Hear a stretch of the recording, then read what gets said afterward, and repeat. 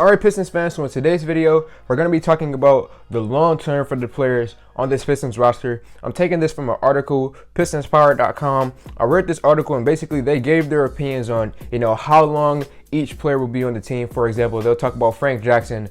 How long will Frank Jackson be on the Detroit Pistons? What's the likelihood of him, returning to the Pistons once his contract is up? That's what this video is going to be about. I'm basically going to take that idea and give you guys my opinion on it because I thought it was an interesting article. I liked hearing their opinion on it, where they think players will go, how long they think players will be on the team. And I thought it would be interesting for me to give my opinion and discuss how long I believe each player will be on the Pistons. So before we get into the rest of the video, please make sure you guys like this video. Today's like goal will be 100 likes. I really do, and I mean this. I really appreciate all of you guys, hitting the like button, hitting my goals on each video. That really does help me out in the YouTube algorithm. It helps show my content to other people. So I really do appreciate that. And subscribe to the channel as well. I'm trying to hit 4,000 subscribers by the end of this year. I'm really close. It's December now. It's game time. We're a few subs away from hitting 4,000. I believe we only need like 60 more. So please, if you're new to the channel, subscribe. I really do, appreciate all my supporters and people that follow me, man. You guys really do help out my day and encourage me to keep putting out content. So without further ado, let's get into this video, man.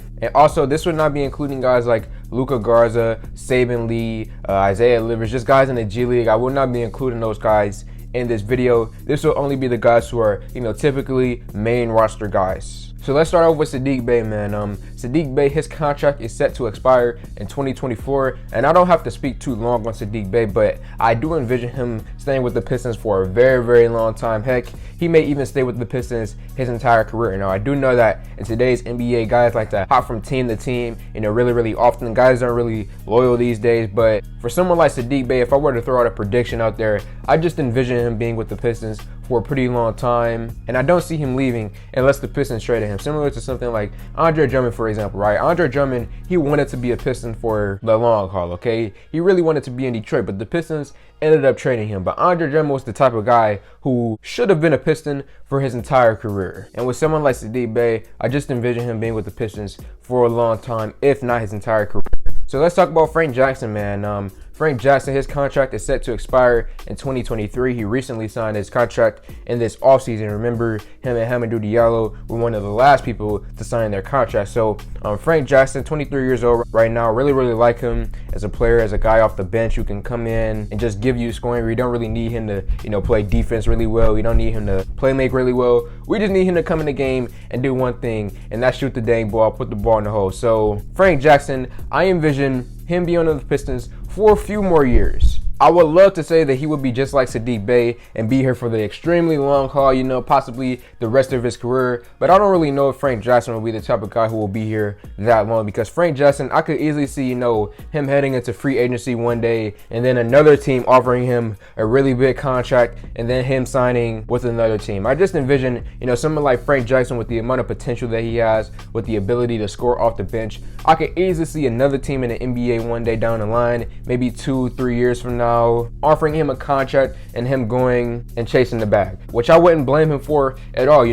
If you're a young guard in the NBA and another team is offering you a lot of money, why would you really have loyalty to Detroit? You wouldn't. No one can really blame, Frank Jackson if he ever decided to leave the Pistons to go to another team for a lot of money. So Frank Jackson, very talented player. I really would love to have him on the Pistons long term, but I do envision him being one of those type of players who gets offered a pretty sizable contract and then he'd be gone.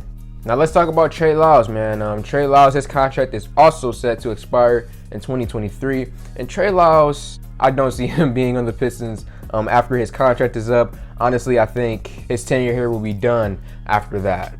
Trey, he's just an average player, a guy who doesn't really give you too much on either side of the ball, but he's about average at everything that he does. So, Trey Lyles, he's a fine player for a minimum contract. Any team would be willing to sign this guy. That's one of the reasons why we signed him. We had a little bit of money to spend. We threw out a contract to Trey Lyles. He came to the team. So Trey, fine player, solid player. He's had his few moments in the season where he's played really well. He's had his few moments in the season where he's played poorly. And also, he's at his career high this season with the Pistons. So, Trey, he's a fine player, but he's just one of these jobber type guys who I expect to hop from team to team and won't be on the Pistons after his contract is up in 2023. Now let's talk about Corey Joseph. Corey Joseph's contract will be expired after this season. So we re-signed him in the offseason back when we had guys like Dennis Smith Jr. on this team, if you guys can remember him. The Pistons decided to let him go, but we kept someone like Corey Joseph. And, you know, before that move happened, I actually didn't want the Pistons to keep Corey Joseph because I thought that it was too many guards on this team, and that was before we had Cade Cunningham. So at first I didn't want Corey Joseph to come back, but then once we re-signed Corey Joseph, I was like, okay, I guess it could be fine to keep a veteran point guard on the team. You know, you don't want to just have Killian Hayes, Cade Cunningham, and Samuel Lee. You don't just want young guys out there. Why not just bring back a veteran like Corey Joseph, have him come in the game, he plays 8, 9, 10 minutes per night and could just be a veteran out there. But I didn't have the foresight to see, you know, what he's doing on the Pistons right now. Right now on the Pistons, he's getting a lot of minutes at times, depending on which game it is, especially if Killian Hayes is injured, like how he had his thumb injury a few games ago. Then he'll play a lot of games, which kind of does frustrate me because I would love to see more minutes for guys like Josh Jackson, Hamidou Diallo, Frank Jackson. So we all know that, you know, Corey Joseph, he's a fine player similar to Trey Lyles, just an average player. But the way that they're utilizing Corey Joseph is just very distasteful in my personal opinion. Now, if it was up to me, I would not re-sign him after this offseason, but it is the Pistons, it is Troy Weaver. I didn't think that they would bring him back the first time, so I wouldn't be shocked if they did it again. Let's talk about Jerami Grant. His contract will be expired in 2023. And Grant, interesting with him, you know, we all know how talented of a player that he is, but I just don't know, man. There's so many avenues, so many ways that they could go with this. Like, they could easily just re-sign him, bring him back, because I do believe that he wants to be in Detroit, but at the same time, who knows? You know, I'm not a friend of Jerami Grant. He could have the mindset, you know, in 2023 to go ring chasing and go to a championship team and try to contend. So that may be an option. A trade option may happen next season at the All-Star break. I don't know. There are so many avenues out there with Jerami Grant that it's too much to decide, so I can't really give an opinion on it. I would just say expect the unexpected when it comes to the whole Grant situation, the long-term future of Grant. I don't know if he'll be on this team. He may be here, he may not, I don't know.